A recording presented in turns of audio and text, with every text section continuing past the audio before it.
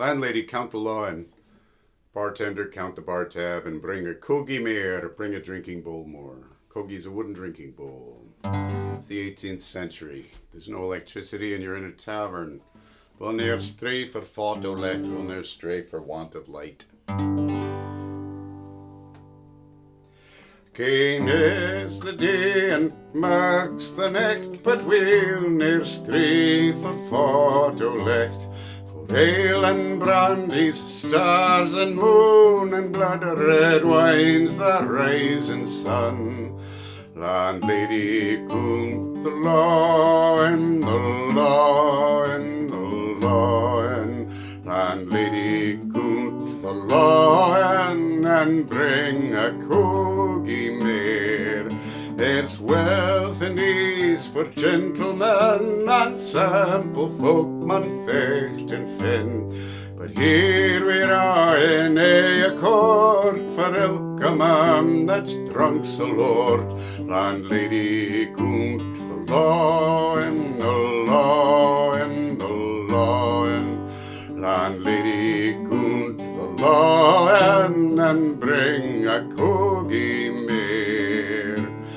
My coggie is a haly pool that heals the wounds of care and dool, and pleasure is a wanton trout, and you drink it or you'll find him out. Landlady, count the lawin, the lawin, the lawin. Landlady, count the lawin, and bring a coggie mair.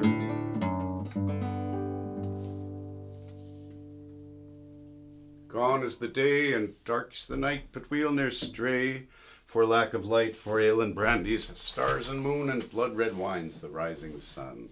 There's wealth and ease for gentlemen, and humble folk must fight and fend, but here we're all in one accord, for every man that's drunk's the Lord. My drinking bowl's a holy pool that heals the wounds of care and dool, care and sorrow.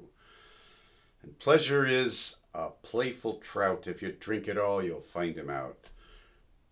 Wanton is one of Burns's favorite words, and it was simply used for playful. It didn't have a specifically sexual connotation at the time.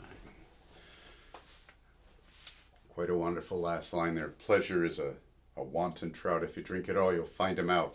You'll find pleasure. You'll also find that it's gone, and drinking is like that, isn't it? So the chorus is traditional. Burns wrote the verses. He wrote a note in his friend Robert Riddell's copy of Scots Musical Museum, where it was first published in 1792. This was song number 313. And Burns wrote, the chorus of this is part of an old song, one stanza of which I recollect. Every day my wife tells me that ale and brandy will ruin me. But if good liquor be me deed, this shall be written on my heed. If good liquor be my death, this shall be written on my head, O good wife, etc. And this was published in Scots Musical Museum, changed slightly from Burns's manuscript, which we have. I have a scan of it from the British Museum. The Hastie manuscript was Burns's submissions to his publisher. 170 lyrics in there, and it's available for a reasonable sum. At least it was when I got it. And there it says Landlady, count the lawin, but it was published as then good. The chorus is then good wife, count the lawin in Scots Musical Museum. Why the change? Because Landlady, count the lawin is more alliterative, which would have appealed to Burns. I think he agreed to this change, but for practical rather than aesthetic reasons, which, what I mean by that is there was a song published in the second volume, song 170, called Hey Tootie Tatey, but its first line was Landlady, count the lawin. Landlady, count the lawin, the day is near the dawn. You're all blind drunk boys and I'm jolly foo.